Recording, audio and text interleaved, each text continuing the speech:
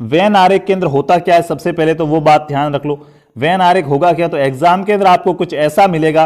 कैसा, देखो मेरे भाइयों, मैंने आपको कह दिया वेन आरेख होता क्या है साथियों, भिन्न भिन्न वस्तु होती है ना, उनको आरेख के द्वारा पहचानना होता है, ऐसे गोलों के रूप में ये मिलता है आपको।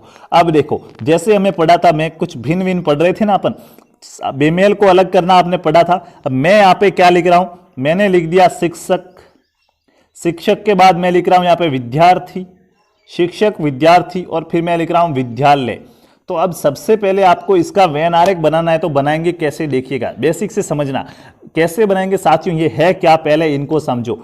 शिक्षक क्या है, विद्यार्थी क्या है, और विद्यालय क्या है। तो आपको कि शिक्षक होता है विद्यालय के अंदर पढ़ाने वाला, विद्यार्थी होता है जो विद्यालय में पढ़ने आने वाला है। यानी कि आपको पता चला दोनों विद्यालय से संबंधित है, ये बात तो पता चली या नहीं चली। तो विद्यालय का वेन आरेख यानी कि गोला बनाना होगा। तो मैंने मान लिया ये विद्यालय है, ये एरिया क्या है, विद्यालय है।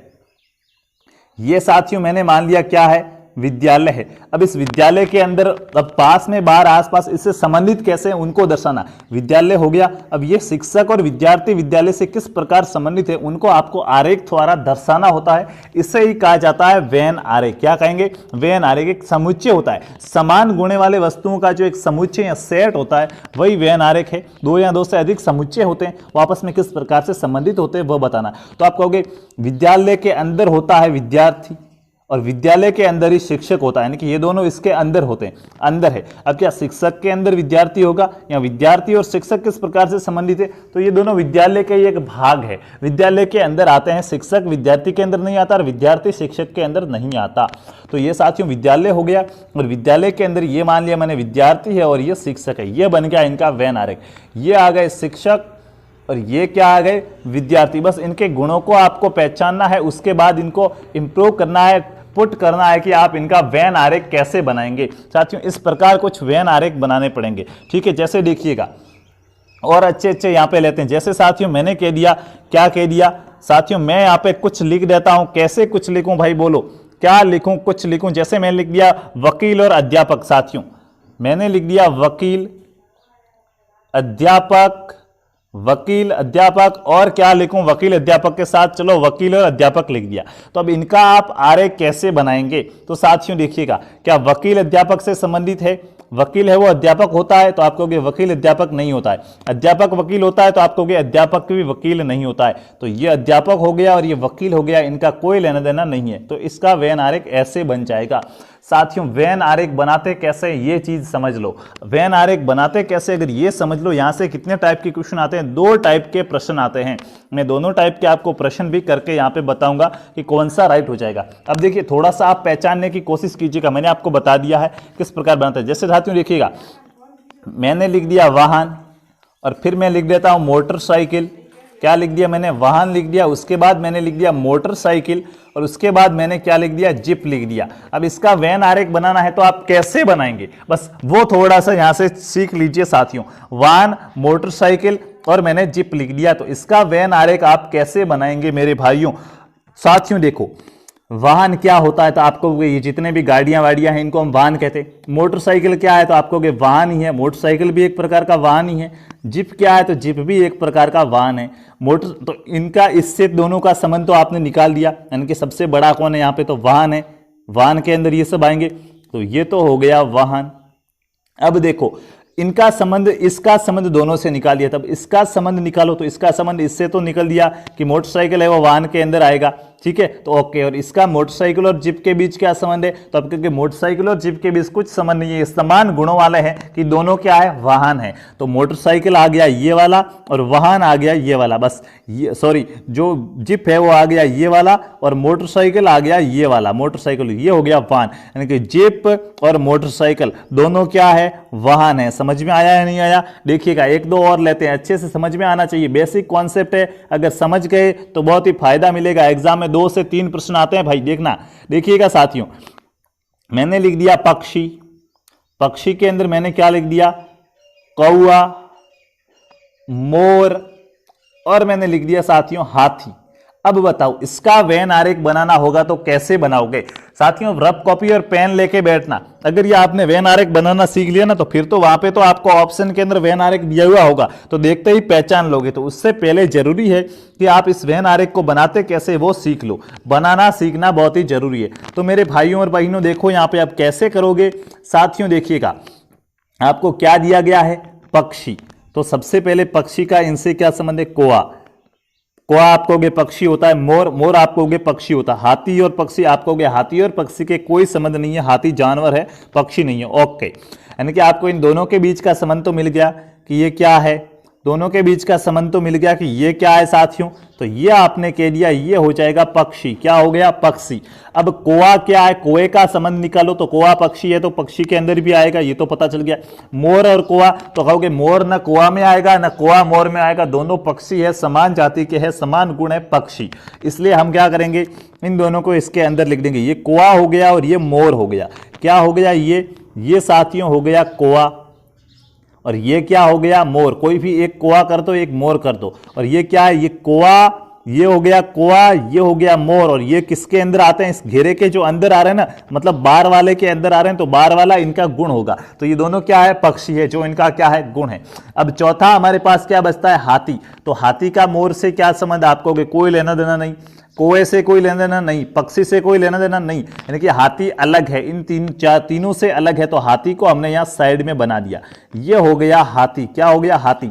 इस प्रकार अगर आपने इसका वेन आरेख बनाया है तो आपका वेन आरेख बिल्कुल राइट है और आप वेन आरेख बनाना सीख गए। देखिए मैं बेसिक से एग्जांपल देके यहाँ पे बता रहा हूं ताकि आपको समझ में आ सके। जैसे देखिएगा एक दो एग्जांपल और लेते हैं, अच्छे से समझ में आना चाहिए। वेन आरेख को आप एग्जाम्पल के आधार पर ही समझ पाएंगे। जैसे मैंने लिख दिया साथियों, क्या लिख दिया मैंने साथियों, यहाँ पे क्या लिख दिया, मैंने लिख दिया विद्यालय, क्या लिख दिया, विद्यालय लिख दिया, ये ध व वाला होगा भाई, ठीक है। हाँ इसका आप ध्यान मत रखिएगा, यहाँ पे समझना है, ठीक है। वर्णमाला आपको जो शुद्ध अशुद्ध पढ़ाएंगे तब बता देंगे। विद्यालय लिख दिया, विद्यालय के बाद मैंने क्या लिख दिया, शिक्षक लिख दिया, उसके बाद मैंने क्या लिख दिया, चौक लिख दिया, उसके बाद मैंने क्या लिख दिया, उसके बाद साथियों मैंने क्या लिखा, पुस्तक लिख दिया, और पुस्तक के बाद मैंने क्या लिखा, मैंने लिख दिया साथियों यहाँ पे और भी कुछ, क्या लिखूं बोलो भाई। पुस्तक के बाद मैंने साथियों यहाँ पे कुछ लिख दिया, कुछ लिख दिया, क्या लिखूं भाई जो इससे बाहर हो अंदर ना हो। जैसे मैंने यहाँ पे लिख दिया भैंस, क्या लिख दिया भाई, भैंस लिख दिया। बताओ भाई अब इसका अगर वेन आरेख बनाना हो तो आप कैसे बनाओगे, ये समझा रहा हूं बेसिक। प्रश्न ऐसे नहीं आएंगे, आएंगे इसी टाइप के, लेकिन इतने ऑप्शन नहीं मिलेंगे, 3 या 4 मिलेंगे जो मैं अभी आपको बता रहा हूं। तो साथियों देखिएगा आपको क्या करना पड़ेगा। सबसे पहले देखो विद्यालय, विद्यालय का क्या संबंध है, शिक्षक के।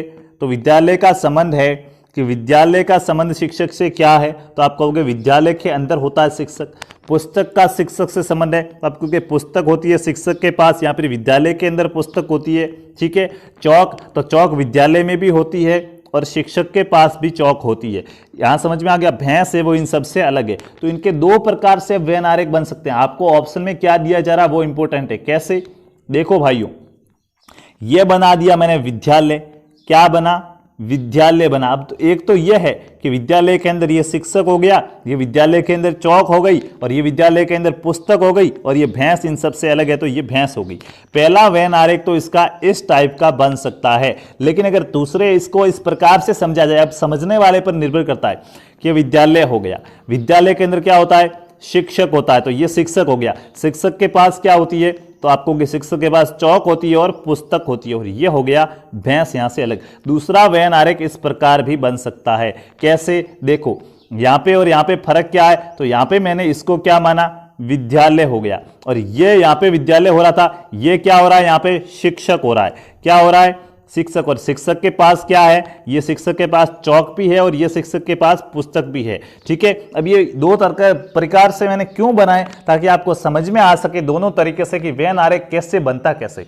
साथियों देखिए जो जिसके अंदर आ रहा है ना, जैसे मैं कहूं मोर क्या है, तो मोर पक्षी है, तो पहले पक्षी का घेरा बनाओ फिर उसके अंदर मोर को रखो, ऐसे बनता है। ये आपकी तार्किक क्षमता पर आधारित है। आपको सोचना होगा, आपको सोचना होगा कि ये कैसे हो रहे कैसे नहीं हो रहे, तभी आपको पता चलेगा। देखिए 1-2 एग्जाम्पल और लेते हैं यहां से। मेरे हिसाब से अब तो आपको समझ में आ ही गया होगा। जैसे देखिएगा मैंने क्या दे दिया यहां से, और कुछ अब एग्जाम्पल ही देते हैं, डायरेक्ट क्या देते हैं साथियों। साथियों देखिएगा, यहां से आपको कुछ बताना है, मैं आपको यहां पे एग्जाम्पल दूंगा। जैसे मैंने लिख दिया फल, फल लिख दिया, फल के बाद मैंने लिख दिया आम, और आम के बाद मैंने लिख दिया घास। और मैं आपको अब यहां पे 3 वेन आरेख बना रहा हूं, 4, आपको बताना राइट कौन सा। ऑप्शन नंबर ए के अंदर मैं क्या बना रहा हूं, ये पहला वेन आरेख है। दूसरा वेन आरेख में क्या बना रहा हूं,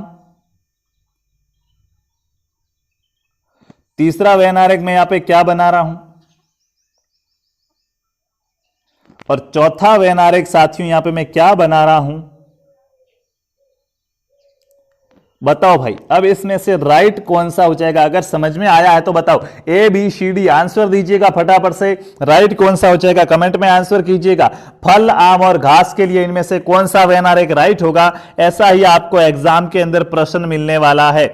ऐसा ही आपको एग्जाम के अंदर प्रश्न मिलने वाला है कि फल, आम और घास में से कौन सा वेन आरेख है वो मेरे भाइयों राइट हो जाएगा। तो बताओ यहां से कौन सा राइट हो जाएगा, कौन सा राइट हो जाएगा साथियों। देखो मेरे भाइयों कौन सा राइट होगा, बी जो भी बता रहे हैं वो राइट है, बी वाले राइट हो जाएंगे। कैसे, देखो भाइयों, ये बनाया तो इसको माना कि पहले तो ये समझो फल क्या है, आम क्या और घास क्या है। तो आपको पता है आम है वो एक प्रकार का फल है, और घास फल तो नहीं है, तो घास का इनसे कोई लेना देना नहीं है, क्योंकि फल के अंदर आम आएगा और घास साइड में आएगा। पता चल गया, लेना देना नहीं है मतलब साइड में आएगा, लेना देना नहीं मतलब साइड में, ठीक है।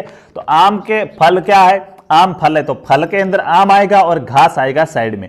तो फल के अंदर आम आया, हाँ ये फल था और ये वाला आम आया, लेकिन घास इसके पास में आ गया, तो ये घास अब आम के फल के अंदर ही गिना जाएगा, तो ये गलत हो गया। यहाँ पे देखिए ये क्या है, तो आप कहोगे ये क्या हो जाएगा, फल हो गया, और ये फल के अंदर ये क्या आ गया, आम आ गया, और ये घास साइड में आ गया, यानी कि घास है वो इससे कोई लेना देना नहीं है, तो साइड में आ गया। तो ये बी वाला वेन आरेख है वो राइट हो जाएगा। जिस भी भाई बहन ने बी बताया, मतलब आपको अब ये चीजें समझ में आ गई है, वेन आरेख वाला टॉपिक समझ में आ गया है कि आप इसको किस प्रकार से करते हैं। एक दो एग्जाम्पल और देता हूं, फिर आप यहां से बताइएगा कैसे राइट हो जाएगा। जैसे मैंने लिख दिया पुरुष, पिता और चिकित्सक। साथियों देखिएगा, मैंने लिख दिया पुरुष, पिता और क्या लिख दिया, पुरुष, पिता और चिकित्सक लिख दिया। मैं आपके यहां पे 4 वेन आरेख बना रहा हूं, बताएंगे फटाफट से कौन सा हो जाएगा, फिर मैं समझाऊंगा। पहला मैंने लिख दिया साथियों इस प्रकार से कुछ, दूसरा मैंने लिख दिया इस प्रकार से कुछ, ये ए है, ये बी है, सी वाला मैंने बना दिया कुछ इस प्रकार से, और डी वाला मैंने बना दिया साथियों कुछ इस प्रकार से। बताओ भाई राइट कौन सा हो जाएगा, ए बी या सी डी, बताइएगा कौन सा राइट हो जाएगा। पुरुष, पिता और चिकित्सक के लिए कौन सा वेन आरेख राइट हो जाएगा, कितने लोगों को समझ में आ गया, बताओ साथियों कौन सा राइट हो जाएगा, कौन सा राइट हो जाएगा। साथियों अब आपको सबसे पहले क्या सोचना है वो देखिएगा, यहाँ पे इंपॉर्टेंट क्या सोचना है कि आपको दिया क्या जा रहा है वो जरूरी है। तो साथियों मेरे भाइयों देखो, पुरुष, पिता और चिकित्सक, चिकित्सक का मतलब डॉक्टर, पुरुष यानी कि पुरुष यानी पुरुष का कहा गया है मेल, ठीक है। तो पिता क्या, पिता और पुरुष के बीच क्या संबंध है, तो आप कहोगे पुरुष, पिता, पिता ही तो पुरुष होता है, यानी कि पुरुष के अंदर पिता आएगा, तो ये आपने बना दिया पुरुष। ऐसे खुद का बनाओ फिर मिलान करो, तो ये पुरुष बना दिया। पुरुष के अंदर कौन आता, पिता था, पिता होते हैं वो पुरुष ही तो होते हैं, तो पुरुष के अंदर ये हमने लिख दिया पिता आया, ठीक है। अब चिकित्सक क्या है, तो चिकित्सक क्या होता है, चिकित्सक का पिता से क्या संबंध है, तो डॉक्टर है वो डॉक्टर किसी का पिता नहीं हो सकता क्या, आप कहोगे डॉक्टर किसी का पिता हो भी सकता है और नहीं भी हो सकता है। हो सकता है उसकी शादी नहीं हुई हो या फिर उसके बच्चे नहीं हो तो वो किसी का पिता नहीं हो सकता, लेकिन हो सकता है उसके बच्चे हो और शादी हुई है तो वो क्या हो सकता है, पिता हो सकता है। तो उसको हम क्या करेंगे, और पुरुष तो डॉक्टर पुरुष तो होगा ही भाई, डॉक्टर है तो पुरुष तो होगा ही, यानी कि इस पुरुष के तो ये अंदर ही आएगा। अब आप कहोगे नर्स है, तो अगर नर्स है तो पुरुष के अंदर नहीं आएगा, तो चिकित्सक के अंदर नहीं आएंगी, ठीक है। चिकित्सक का मतलब पुरुष भी हो सकता है और महिला भी हो सकता है, ठीक है। अगर भाई डॉक्टर है तो डॉक्टर पुरुष भी तो हो सकती है और महिला भी सकती है, महिला को भी तो डॉक्टर कहा जाता है ना भाई, कि ये डॉक्टर के पास गए थे। नर्स तो नहीं कहते, नर्स जो एएनएम वाले होते हैं उनको कहा जाता। तो देखिएगा डॉक्टर, महिला भी डॉक्टर हो सकती है और पुरुष भी डॉक्टर हो सकता है, यानी कि ये पुरुष के अंदर हो भी सकता है और नहीं भी हो सकता है, और अगर पिता के अंदर हो भी सकता है और नहीं भी हो सकता है, क्योंकि अगर महिला डॉक्टर है तो माता होगी, पिता नहीं होगी, तो आधा आधा दोनों का ले लेंगे। यानी कि थोड़ा सा इसका ले लिया कि ये पिता हो भी सकता है, इतना पिता हुआ इतना नहीं हुआ, उसी प्रकार इतना पुरुष है और बाहर वाला इतना पुरुष नहीं हो सकता है। तो तीसरा वेन आरेख यहाँ पे राइट हो जाएगा। जिसने भी सी आंसर बताया था वो राइट है। साथियों मेरे हिसाब से काफी एग्जाम्पल कराए, अभी तो आपको ये समझ में आ ही गया होगा। देखिए यहाँ पे होता क्या है, बेसिकली चीज समझ लो। यहाँ पे साथियों होगा क्या, आपको ध्यान क्या रखना है, यहाँ पे आपको जो भी चीजें दी गई ना, उन चीजों के बीच में आपस में संबंध क्या है, वो संबंध आपको पता लगाना है और फिर उनको आरेख द्वारा क्या करना है, दर्शाना है, आरेख द्वारा उसको प्रदर्शित करना है, तभी आप उसका आंसर दे पाएंगे। जैसे मैं दे दूं, क्या दे दूं, मैंने दे दिया कि आदमी, आदमी, और मैंने दे दिया राम श्याम सीता, राम श्याम सीता, और दे दिया औरत। ठीक है, आदमी राम श्याम सीता और औरत। तो आप इसका वेन आरेख कैसे बनाएंगे, तो मेरे भाइयों सबसे पहले इनके संबंधों को पहचानो। क्या करो, इनके संबंधों को पहचानो।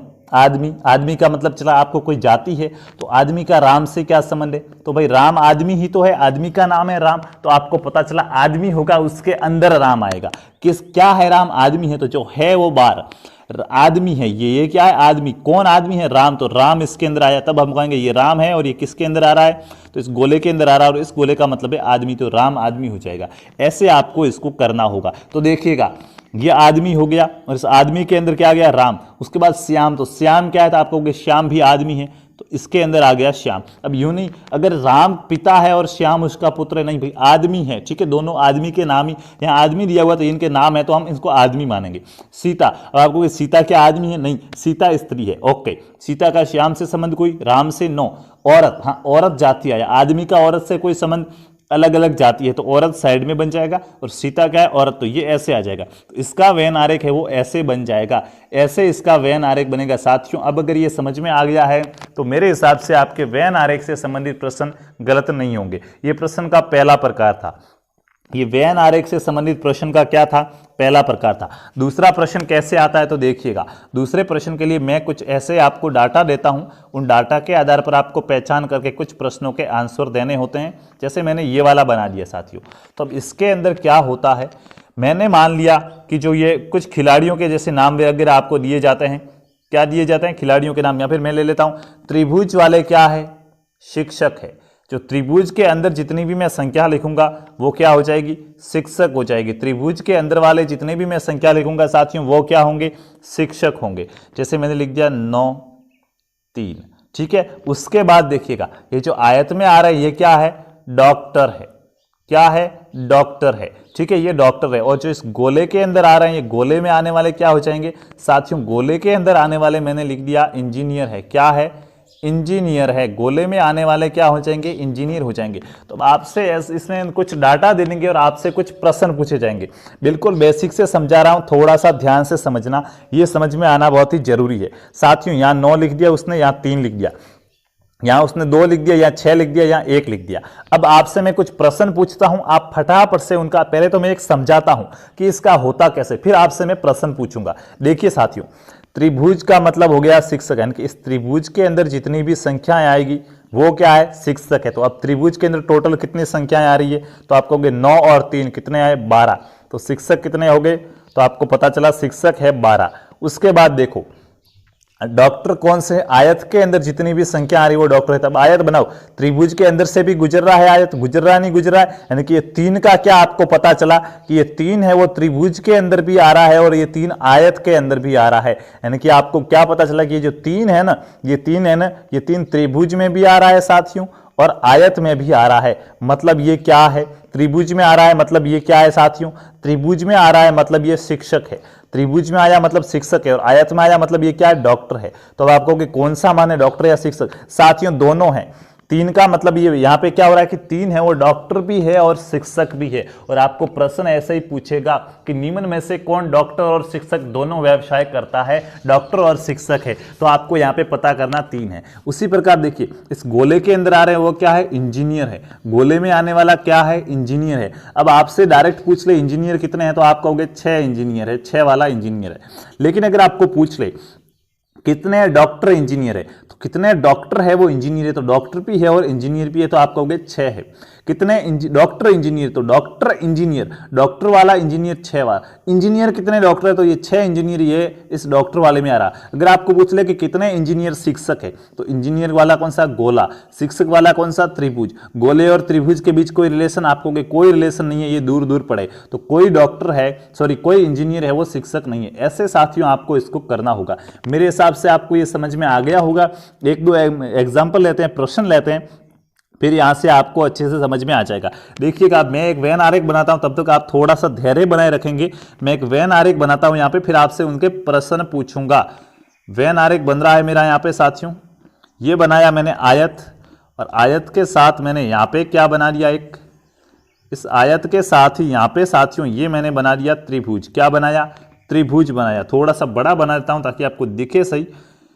ये बनाया मैंने साथियों त्रिभुज। क्या बनाया है, त्रिभुज बनाया। ठीक है, ये त्रिभुज हो गया। और इस त्रिभुज के साथ में मैंने यहाँ पे क्या बनाया, तो साथियों यहाँ पे इस त्रिभुज के साथ में यहाँ पे मैंने क्या बनाया, ये बना दिया मैंने आयत।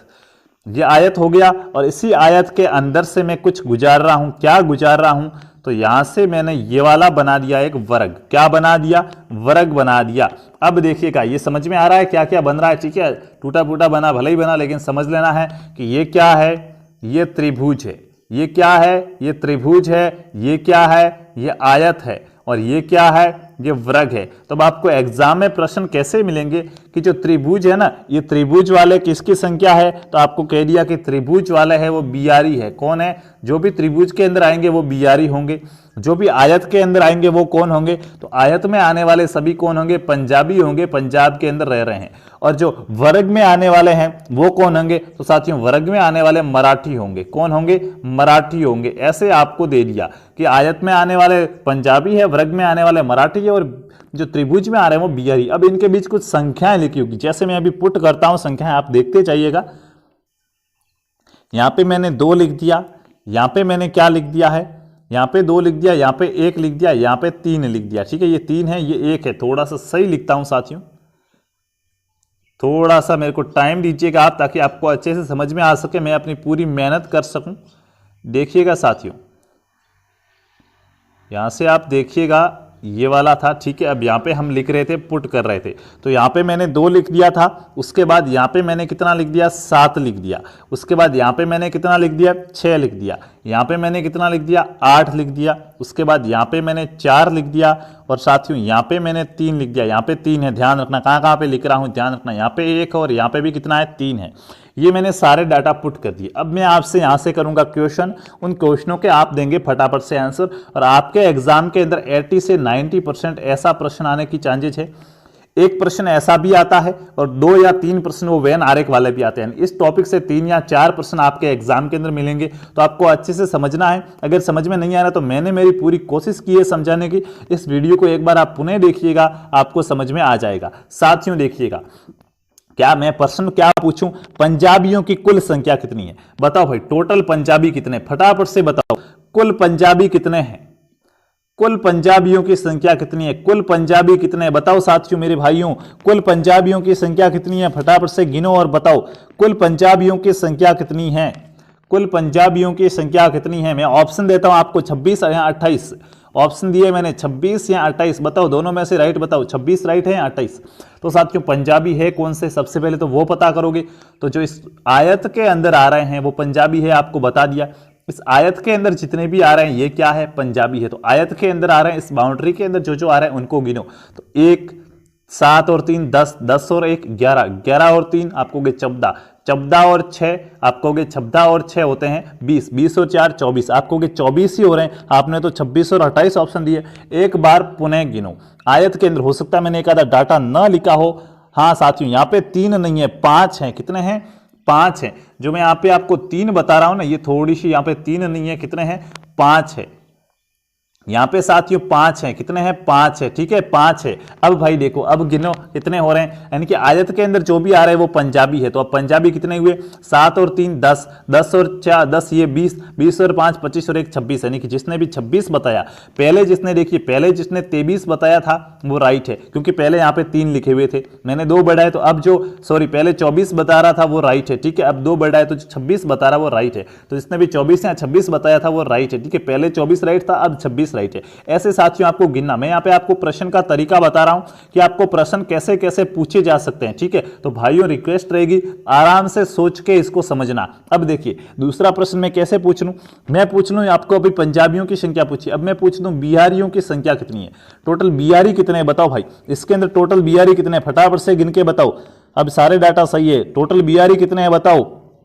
मैं आपको यहां पे ऑप्शन देता हूं, टोटल बिहारियों की संख्या 5 या 6, बताओ भाई टोटल बिहारी कितने, 5 या 6। तो साथियों करना क्या है भाई, अब दो ये बिहारी कौन से हैं, तो आपको त्रिभुज के अंदर जो भी आ रहे हो बिहारी, तो जहां जहां तक त्रिभुज जा रहा है उनके अंदर वाले को गिन लो। तो ये त्रिभुज है, इसके अंदर कितने आ रहे हैं, तो 3 और 1 4, 4 और 2 6, तो 6 बिहारी है। कितने बिहारी है, 6 बिहारी है। तो यहां से जिसने भी 6 बताया है वो राइट हो जाएगा। इसी प्रकार मैं पूछ लूं मराठों की संख्या कितनी है, मराठी कितने हैं, यहाँ पे मराठियों की संख्या कितनी है बताओ मेरे भाइयों, मराठी कितने हैं, मराठियों की संख्या कितनी है। तो आप क्या करेंगे, मराठी की संख्या गिनने के लिए फटाफट से गिनिए एक बार, फिर मैं बताता हूं इसको आपका आंसर।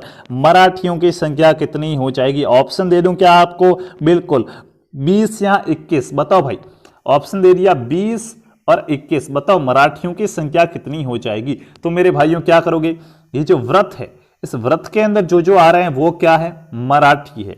तो इस व्रत के अंदर कौन आ रहे हैं वो गिनो। तो देखिएगा 6 और 4 कितने होते हैं, 10 होते हैं, 10 और 8 18, 18 और 3 आपको 21 होते हैं, 18 और 3। तो यहाँ पे मराठियों की संख्या कितनी हो जाएगी, 21 हो जाएगी। जिसने भी 21 बताया वो राइट हो जाएगा। ऐसे आपसे पूछा जा सकता है। अब साथियों ये तो सिंपल क्वेश्चन था। अब अगर क्वेश्चन को वो घुमाकर पूछे तो कैसे पूछेगा देखिएगा। जैसे मैंने कहा था ना शिक्षक और डॉक्टर भी है, डॉक्टर और इंजीनियर भी है, वैसे पूछे तो कैसे पूछेगा देखिएगा। तो भाइयों देखो अब क्या पूछ लूं मैं, बिहारी मराठी कितने हैं बताओ भाई, जो बिहारी भी है और मराठी भी है, ऐसे व्यक्तियों की संख्या कितनी है जो बिहारी भी है और क्या है, मराठी भी है। बिहारी भी है और मराठी भी है, दोनों के अंदर आते हैं, उनकी संख्या कितनी है बताओ। तो साथियों आप सबसे पहले बिहारी पर जाओगे, बिहारी कौन से, त्रिभुज के अंदर आने वाले, मराठी कौन से, व्रत के अंदर आने वाले। ऐसा कौन सा है जो त्रिभुज में भी आए और व्रत में भी आए, वो होगा बिहारी और मराठी। तो जो 3 है वो त्रिभुज में भी आ रहा है और व्रत में भी आ रहा है, तो ये बिहारी और मराठी दोनों होगा। मैं पूछ लूं बिहारी और पंजाबी कितने हैं, तो बिहारी का मतलब होगा त्रिभुज और पंजाबी का मतलब होगा आयत। तो ऐसे कितने जो त्रिभुज में भी आए और आयत में भी आए, दोनों जगह काउंट हो।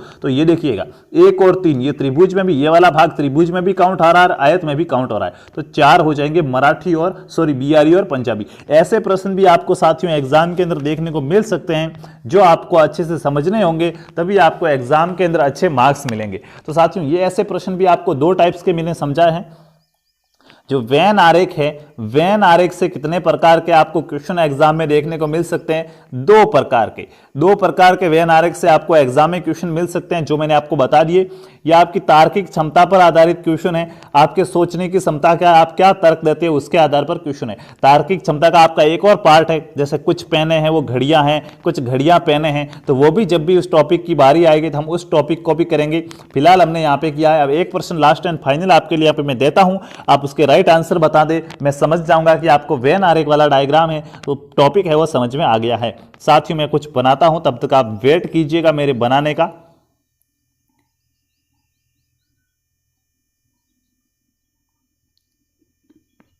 मैं यहां पे आपके लिए वेन डायग्राम बना रहा हूं, तब तक आप क्या कीजिएगा, थोड़ा सा इंतजार कीजिएगा। बन गया भाई, ठीक है। अब देखिए मैं इस पे कुछ डाटा पुट करता हूं, डाटा थोड़े से दूसरे कलर में लिखूंगा ताकि आपको दिख सके अच्छे से। तो मैंने यहाँ पे 3 लिख दिया, यहाँ पे 2 लिख दिया, क्या लिख दिया 2, यहाँ पे 1 लिख दिया, यहाँ पे 6 लिख दिया, यहाँ पे 4 लिख दिया, यहाँ पे 1 लिख दिया, यहाँ पे 3 लिख दिया, यहाँ पे 2 लिख दिया। अब साथियों क्या करूं, मैंने इस त्रिभुज वालों को क्या कहा कि जो त्रिभुज वाले हैं ये क्या है, तो साथियों त्रिभुज वाले क्या है, मजदूर है, ठीक है। और जो त्रिभुज वाले क्या हो जाएंगे, मजदूर हो जाएंगे। और जो व्रत वाले हैं, ये व्रत वाले क्या है, तो ये व्रत वाले ग्रामीण हैं, क्या है, ग्रामीण लोग हैं। और जो आयत वाले हैं ये कौन है, ये शहरी लोग हैं। ये कौन है, शहरी लोग हैं। अब मैं आपसे पूछूं कुल मजदूरों की संख्या कितनी है, फटाफट से कमेंट कीजिएगा। कुल मजदूरों की संख्या कितनी है, फटाफट से कमेंट करो। कुल मजदूरों की संख्या कितनी है, जो मजदूर है, कुल मजदूरों की संख्या कितनी है। तो साथियों देखिएगा कुल मजदूर, मजदूरों की बात आई तो मजदूर कौन से हैं उसको आप अंडरलाइन करो। तो जो त्रिभुज के अंदर आएंगे वो क्या है, मजदूर है। तो त्रिभुज के अंदर आने वाले मजदूर हो गए। कौन कौन आ रहा है, 2 आ रहा, 3 आ रहा, 1 आ रहा और 6 आ रहा। तो 6 3 9 10 और 2 12, कुल मजदूरों की संख्या कितनी हो गई, 12 हो गई। बात पता चल गई। इनको मैं मजदूर के पास ही लिख देता हूं कि कुल मजदूरों की संख्या कितनी मिली आपको, 12 मिली। मैं पूछूं अगर कुल ग्रामीणों की संख्या कितनी है, तो व्रत वाला क्या होगा, ग्रामीण होगा। 6 और 1 7 आ रहे, कुल ग्रामीण कितने हो गए, 7 हो गए। मैं पूछूं कुल शहरी कितने हैं, तो आप कहोगे इस आयत के अंदर जितने भी आ रहे हैं वो सब क्या है, शहरी है। आयत के अंदर जितने भी आ रहे हैं वो क्या है, शहरी है। तो कितने आ रहे हैं, 1 और 6 7, 7 और 1 8, 8 4 12, 12 और 2 14, 14 और 3 17 हो गए शहरी। अब साथियों देखिएगा, ये चीजें तो आपको यहां से पता चल गई कितने शहरी कितने ग्रामीण। अब मैं प्रश्न कैसे पूछूंगा कि कितने ग्रामीण मजदूर है, ग्रामीण मजदूरों की संख्या कितनी, यानी कि ग्रामीण मजदूर। शब्द को ध्यान से सुनिएगा, इमोशन पे, वर्ड पे जाना है, ठीक है, इमोशन पे नहीं। मजदूर और ग्रामीण है, ग्रामीण मजदूर यानी कि ग्रामीण भी है और मजदूर भी है। तो ग्रामीण वाला कौन सा है, व्रत वाला ग्रामीण है, और मजदूर वाला त्रिभुज वाला तो व्रत में भी आ रहा है और त्रिभुज में भी आ रहा है, वो क्या होगा, ग्रामीण मजदूर होगा। तो ग्रामीण मजदूर कितना है, आप कहोगे 6 वाला ग्रामीण मजदूर है, 6 ग्रामीण मजदूर है। मैं पूछ लूं ग्रामीण और शहरी मजदूरों की संख्या कितनी है, ग्रामीण भी हो और शहरी भी हो और मजदूर भी हो, तो तीनों के अंदर आना चाहिए। आयत में भी आए, वर्ग में भी आए और व्रत में भी आए। तो ये देखिएगा, ये वाला भाग है, ये देखिएगा, ये वाला इतना सा जो ये भाग है ना, ये वाला, ये 6 है, ये 6 किस में आ रहा है, आप कहोगे व्रत में भी आ रहा है, ये 6 आयत में भी आ रहा है और ये 6 त्रिभुज में भी आ रहा है, क्योंकि तीनों में आ रहा है। तो यही 6 क्या है, ये 6 साथियों क्या है, ग्रामीण और शहरी दोनों प्रकार के मजदूरों की संख्या है। मैं पूछ लूं शहरी मजदूरों की संख्या कितनी है, तो शहरी का मतलब होगा आयत, आयत के अंदर और त्रिभुज दोनों में आएगा। तो शहरी का आयत हो गया, मजदूर का त्रिभुज हो गया। तो आयत और त्रिभुज दोनों में आना चाहिए। तो ये आयत है, ये त्रिभुज है, यानी कि ये 6 और 1 7, ये दोनों में आ रहा है। तो शहरी मजदूरों की संख्या कितनी हो जाएगी, 7 हो जाएगी। ऐसे आपको प्रश्न मिलेंगे। मेरे हिसाब से अब जहां से मैंने आपको ये इतनी इंफॉर्मेशन बताई है, ये समझ में आ गई होगी। अगर समझ में नहीं आई है तो कमेंट करके बताना, मैं एक क्लास इसकी आपके प्रश्नों की और रखूंगा ताकि आपको अच्छे से समझ में आ सके। फिलहाल साथियों देखिए, सच बात यह है, राइट बात यह, क्योंकि मैंने आपको पहले ही बता दिया था, ये जो वर्ड होता है ना बाकी कोचिंगों की तरह, क्या ये वाला वर्ड, ठीक है, ये वाला वर्ड होता है ना धुंधले सपने दिखाना, ये मैंने मना कर दिया, ये काम मेरा नहीं है। मैं किसी के साथ धोखा नहीं कर सकता, मैं किसी के साथ धोखा नहीं कर सकता। मैं अभी आपको यहां पे बता दूं कि आप मेरी एक एक क्लास देखो, एक एक क्लास देखो, एक भी प्रश्न बाहर नहीं जाएंगे आप 600 में से 600 लाख को, लेकिन मैं नहीं कहूंगा। क्यों? क्योंकि मैं जानता हूं एग्जामिनर कैसे पेपर बनाता है और पेपर कैसे बनता है। और बच्चे को सिर्फ क्लास देखने से नहीं आएगा, उसको समझना। मैं कह दूं मेरी सारी क्लास देखो, आपको सारा कॉन्सेप्ट समझ में आ जाएगा। कॉन्सेप्ट समझ में आएगा, देखिए एक तो कॉन्सेप्ट समझ में आना, कॉन्सेप्ट समझ में आना और एग्जाम के अंदर उसका आंसर देना, इसके अंदर रात दिन का डिफरेंस है, ये बात ध्यान रखना। कैसे? आप यहां पे क्लास देख रहे हो, आपको समझ में आ रहा है, ओके, अब ये समझ में तो आ रहा है, अब इसको समझ के आप एग्जाम के अंदर आंसर नहीं ला सकते, नंबर नहीं ला सकते। इसके लिए आपको उत्तर सही लिखने के लिए क्या करना पड़ेगा, प्रैक्टिस करनी पड़ेगी। यानी कि साथियों देखिएगा, दोनों का मेलजोल होना चाहिए। क्लास से आप क्या करो, क्लास से आप क्या करो, नोट्स बनाओ, नोट्स बनाओ और उनको क्या करो, समझो। क्लास से नोट्स बनाओ और उस नोट्स को क्या करो, समझो।